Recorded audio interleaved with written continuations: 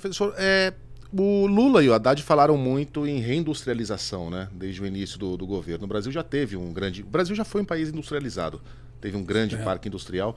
E eu vi, inclusive, uma entrevista do senhor falando sobre a oportunidade que nós perdemos de usar o Estado para manter esse parque industrial. Ele se foi. Foi totalmente substituído por empresas estrangeiras, com uma ou outra exceção, como a Embraer, por exemplo. Sim. Esse passo atrás, voltar a esse período industrial, é possível e desejável hoje? Na verdade, não tem outro caminho, né? Todos os países cresceram e são potências econômicas porque eles estão na parte da industrialização, na fronteira tecnológica. A gente perdeu o rumo da história, né? Quando a gente decidiu seguir o famoso consenso de Washington, isso está até bem elaborado num livro da Isabella Weber, que é uma economista alemã, que ela é China, como a China escapou da terapia de choque. A terapia de choque que ela fala é o consenso de Washington, é a cartilhazinha neoliberal, quando os Estados Unidos, na década de 80, falou, todos os países agora, para crescer, tem que privatizar suas empresas estatais, reduzir o tamanho do Estado, né? Livre comércio, ninguém pode ter contra o protecionismo. Todo mundo que seguiu a cartilha deles se deram mal, né? A China se deu muito bem porque fez o inverso. E por que ela fez o inverso? Porque foi o que os Estados Unidos fez lá atrás, né? Os Estados Unidos fez exatamente isso para poder crescer. Então, e o Brasil destruiu. Nessa época que o Brasil começou a seguir, a produção industrial do Brasil era da China e da Coreia do Sul juntas. E olha onde a gente está agora. A gente se desindustrializou, a gente matou a nossa indústria automobilística, a gente tinha a Gurgel aqui, para quem se lembra. A gente tinha empresas de defesa muito avançadas, que era a Engesa, né? Inclusive os nossos tanques de ataque lá, o Osório, era mais avançado até que os tanques americanos. Urutu? Era o Urutu, Cascavel e o Osório. Isso. O Osório tinha um periscópio que hoje a gente pode achar coisa mais boa, mas na época era uma tecnologia avançada, né? O periscópio do tanque, ele acompanhava o movimento. A gente está dirigindo os mesmos tanques até hoje, né? Foram eles que desfilaram no último governo, na esplanada, exatamente. Né? Soltando fumaça. Eram avançadíssimos. Eram avançadíssimos. Então a gente destruiu toda a nossa indústria. Aquela que a gente manteve, a gente está na fronteira tecnológica, que é a Embraer, né? A Embraer hoje, em tecnologia de aviação, é reconhecidíssima no mundo inteiro. Só sobrou a Embraer?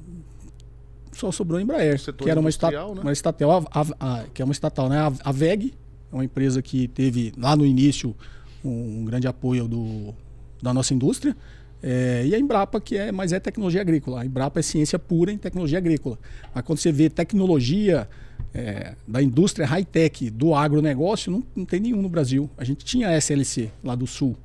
Para quem se lembra, tinham as colheitadeiras, os tratores da SLC. Foi comprada pela John Deere, né, com essa abertura de mercado. Então, o que eu falo, nosso agronegócio produz muita riqueza, mas essa riqueza fica concentrada nas empresas do agronegócio, ela não é distribuída. Os países que realmente produzem riqueza com o agronegócio e conseguem distribuir, porque tem muito ganho de produtividade, são os países que vendem os implementos agrícolas para o Brasil, carregado de tecnologia, que eles conseguiram manter a sua indústria e desenvolver. Então você tem uma John Deere, você tem uma New Holland, você tem Caterpillar aí na área, você tem na área de sementes, singenta, na área de fertilizantes, tem uma série de empresas que nenhuma são brasileiras. E como é que nós saímos dessa armadilha? Como é que a gente vai sair praticamente do zero para concorrer com a China? Por que alguém abriria uma grande indústria aqui no Brasil? Na realidade, assim, a gente tem esse problema do modelo econômico, né? O governo até tem um programa bom que chama a Nova Indústria Brasil, né, que é tocado inclusive pelo vice-presidente Alckmin. Tem uma equipe muito competente dentro do Ministério para tocar esse projeto da Nova Indústria Brasil. Só que precisa de dinheiro, né? Precisa de investimento estatal pesado. E a gente não tem conseguido, amarrado por esse modelo, conseguir ter essa margem de investimento público, investimento estatal. Todos os países que desenvolveram sua indústria teve investimento pesado do Estado e ainda tem. Você olha para a China agora, que está todo mundo olhando para ela com medo da ascensão econômica da China, é tudo investimento do Estado.